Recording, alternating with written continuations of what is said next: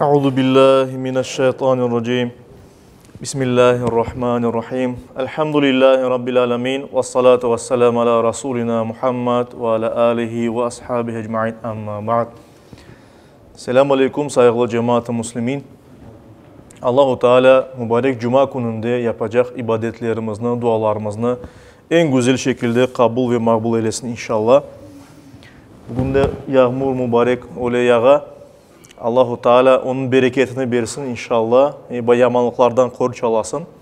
Hayırlısını yağmur yağmasını nasip eylesin. Bir de bilemiz Peygamberimiz sallallahu aleyhi ve sellem buyurganı üzere melekler yağmur tamçılarını yer üstüne getire ekenler. Ve ona göre de yağmur yağanda yapkanımız dualarını Allahu Teala kabul ete. Ona göre dualarımızı bol yapayıq. Etrafımızda olan, özümüz için, yakınlarımız için, halkımız için ve bütün İslam ümmeti, bütün insanlar için amallık dileyik şu cümleden. Saygılı cemaat-i muslimin, biz iman meseleleri hakkında, akaid mevzuları hakkında vaazlarımızı geçiredik bir sıra. Arada Ramazan ayı kırdı. Onun için Ramazan ayı münasebetiyle birkaç vaazımız oldu. Ama iman meselesinde mevzularımızın devam edip, ahiretki imanın sonki kısmı bizde kaldı. O da cehennem hakkında. Cehennem hakkında birkaç söz aytmak gerek. Ve bundan sonra takdirge, kaza ve kaderge iman meselesine geçip biz bitiremiz akaid mevzularını inşallah Teala. Ama bundan evvel birkaç söz aytmağa isterdim ben Şevval orazası hakkında. Biz her birimiz bilemiz ki Ramazan ayında boyun borcu olan orazanı tutamız. Allahu Teala'nın emriyle akıllı yerinde olan, pişkinlik yaşına erişken her bir Müslüman, kadın olsun, kız olsun, kişi olsun, oğlan balı olsun, pişkinlik yaşına erişti mi artık şu orazanı tutmak gerek. Ama Ramazan ayı bitkenden sonra da mümkün bazı orazalarını tutmağa. En evvela farz olan orazalar, yani Ramazan ayında tutamağanımız orazalar yerine kazalarını tutmak farz, boyun borcumuz. Bununla beraber Peygamberimiz sallallahu aleyhi ve sellem bizge anlatkan nafile orazalar var. Yani Peygamberimiz göstergen sünnet orazalar var. Peygamberimiz tutkan. Biz onları tutsak ayrıca sevap kazanırız. Bir de özümüzde ne kadar istesek o kadar tutmak mümkünmüz. Ama Peygamberimiz buyurganı üzere kun değil de hiç olmadım kun aşırı en ziyade böyle tutmak mümkün. İşte Şevval ayı kırdı. Biz bilemiz Ramazan'dan sonra birinci üç gün, Şevval ayının birinci üç günü bu oraza bayramıdır. Bundan sonra Şevval ayı devam etti. Bugün Şevval ayının 8'idir. Ve oraza hakkında, bu ayda tutulacak oraza hakkında Peygamberimiz sallallahu aleyhi ve sellem'in buyurgan hadisleri var. Mesela Müslim'de, Ebu Davud'da, Tirmizi'de, Nesai'de ve başka birçok hadis kitaplarına geçken bir sahih hadis var. Ebu Eyyub Ansari, sahabilerden Allah ondan razı olsun, dedi ki Peygamberimiz sallallahu aleyhi ve sellem böyle ayıttı. Men sama Ramadana, kim Ramazan ayında oraza tutsa, thumma etba'ahu sitten min Şevval, sonra da peşinden 6 gün Şevval ayında oraza tutsa, kâne ke sıyâmid dehr. Bu sanki bir dehr oraza tutkan dayın olur diye buyurlar. Yani dehr sözünün çok manası var Arap dilinde. Bir devir manasında, bir yıl manasında, bir ömür manasında çok manaları var. Ama bunu Peygamberimiz sallallahu aleyhi ve sellem bir yıl olarak açıklay hadislerinde. Yine sahih olan bir hadis-i şerifte İbn Mace'de, Nesai'de ve başka hadis kitaplarına geçken bir hadiste Savban Allah ondan razı olsun sahabeden rivayet etilgenine göre Peygamberimiz sallallahu aleyhi ve sellem böyle buyurgan. Siyamu şehri Ramazan bi aşrati emthaliha. Ramazan ayında tutulgan o razanın savabı 10 kat verilir. 10 kat verilir diye Peygamberimiz. Ve siyamu sittati eyyamin bi şahrayn. Ve Şevval'de tutulgan 6 gün orazanın savabı da 2 ayının orazası dayın savap getirir. Yani 10 katı.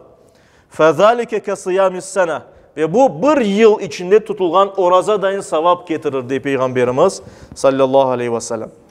Ve bunda saygılı cemaat elbette Peygamberimizin başka bir hadisini hatırlamak gerekmez. Peygamberimiz Allah'ın adından ayta. Yani ayta ki Allahu Teala Rabbimiz böyle buyura dey. Sonra insan yapkan her bir hayırlı hareket için Allahu Teala öz lütfunen, öz merhametinen en azından 10 sevap beri. Yapılgan her bir hayırlı iş için en azından 10 sevabını Allahu Teala beri. Ve devamında Allahu Teala buyura 700 kat sevabına kadar. Ve kimge istese bundan ziyadesini verir.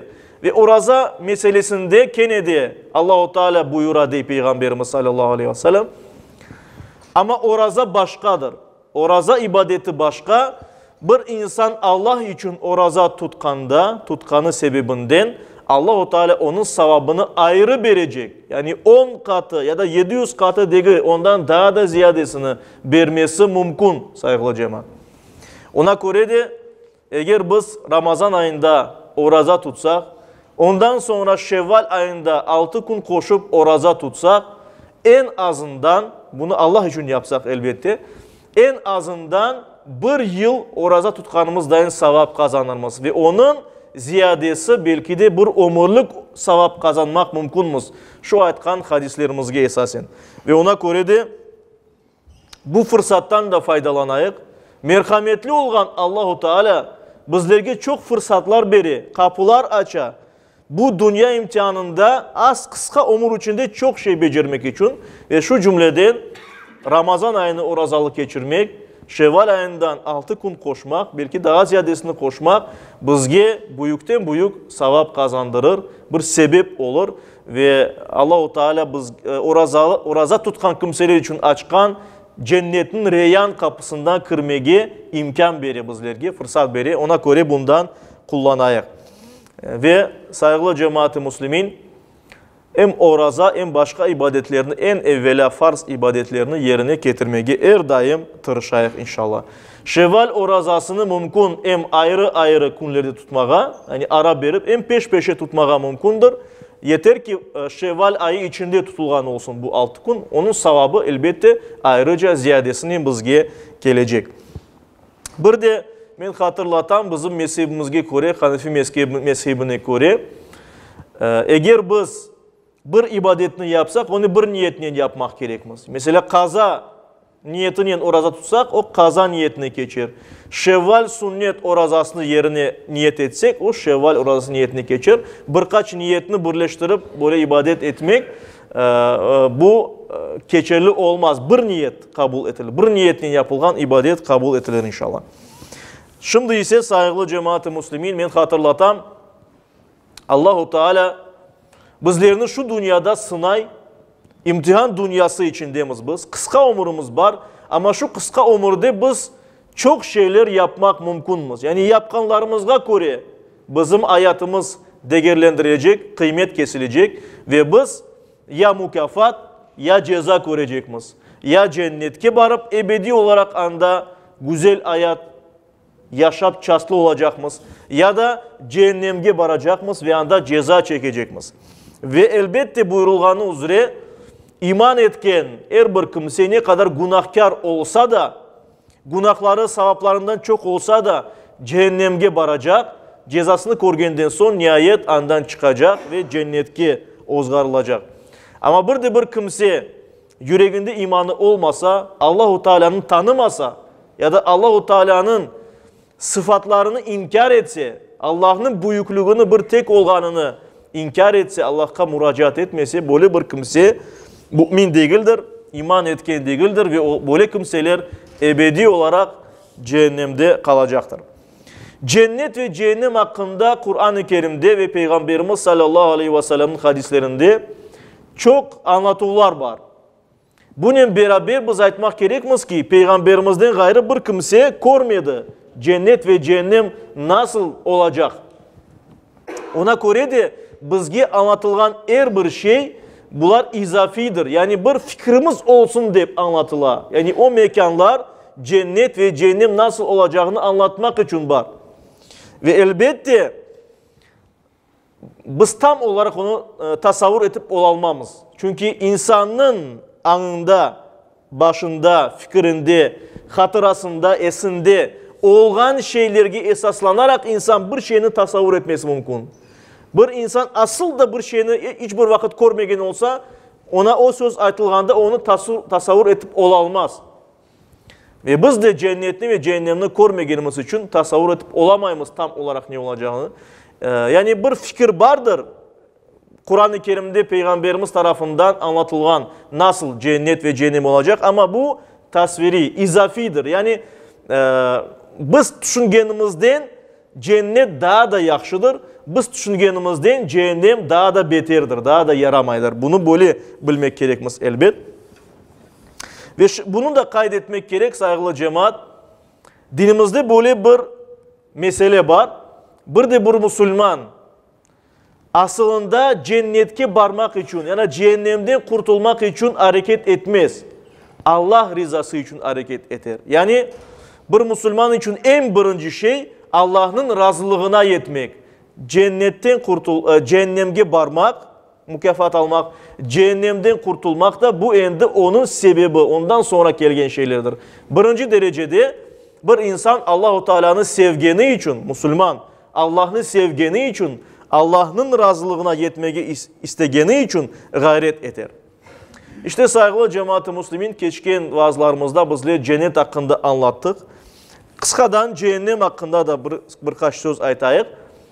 Cehennem sözü Arapça terin bir çukur manasında kullanılır. Yani Arap dilinde cehennem terin bir çukur manasını taşıyor. Dinimiz boyunca ise biz cehennem aytkanımızda kafirler için, yani günahkar olan kimseler için, kafirler ya da günahkar kimseler için hazırlangan ve onların kalacakları bir yer. Aytkanımız dahin kafirler ebedi olarak kalacaklar. Günahkar müminler ise sonunda cehennemden çıkacaklar. Biz bilmeyiz ne kadar cezaları sürecek. Bir gün mü, bir saat mı, 1000 yıl mı, milyon yıl mı? Endi o Allah'a kalgan bir iştir. Ama biz bilemiz ki Allah-u Teala merhametlidir. Ve ona göre bizge imkan beri ondan kurtulmağa çok fırsatlar yarata. Ve eğer biz cehennemge barsak, sadece Allah'ın adaletine bararmız. Özümüz yapkanlarımızdan sebep. Allah bizni acımadı meselesinden değil. Allah bizni acıy.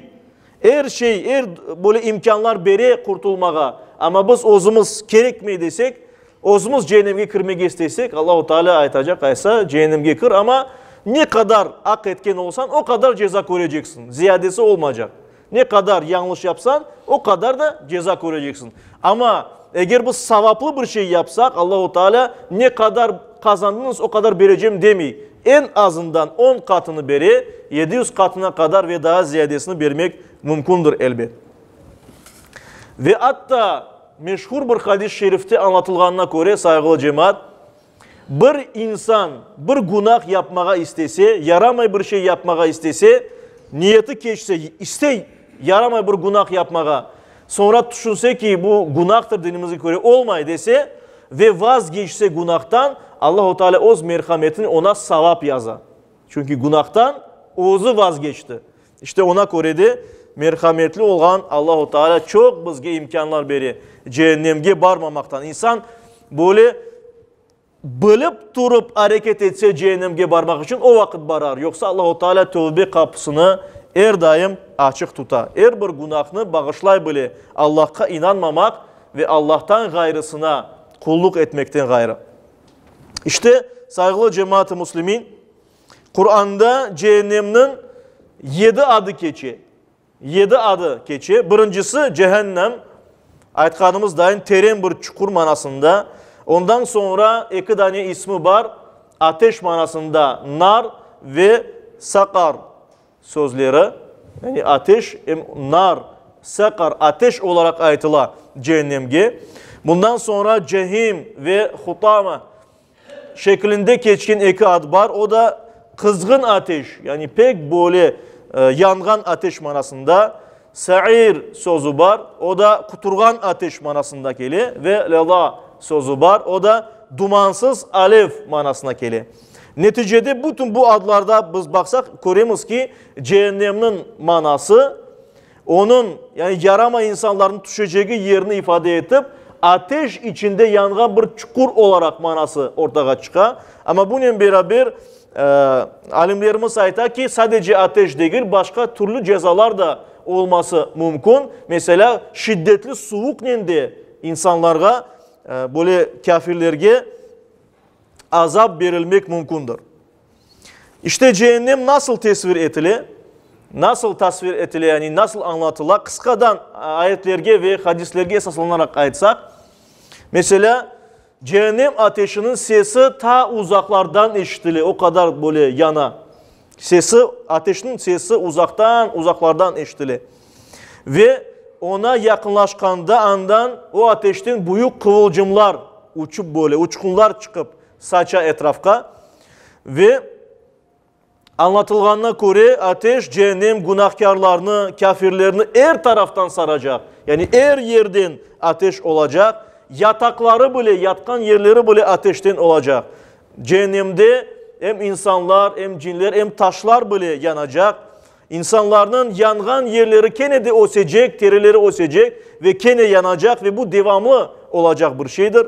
Ve türlü yaramay ifadeler var ki, yani böyle acı verici, elem verici bir yer olganı bundan anlaşılır.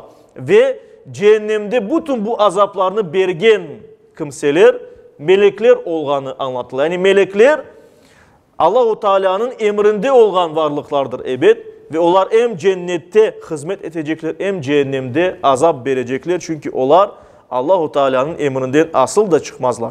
Ve bilgenimiz üzere hem cennetin hem cehennemin dereceleri var.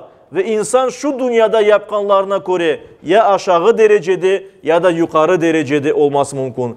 Onun azabı, onun kıynalması daha da kolay ya da daha da ağır olması mümkün.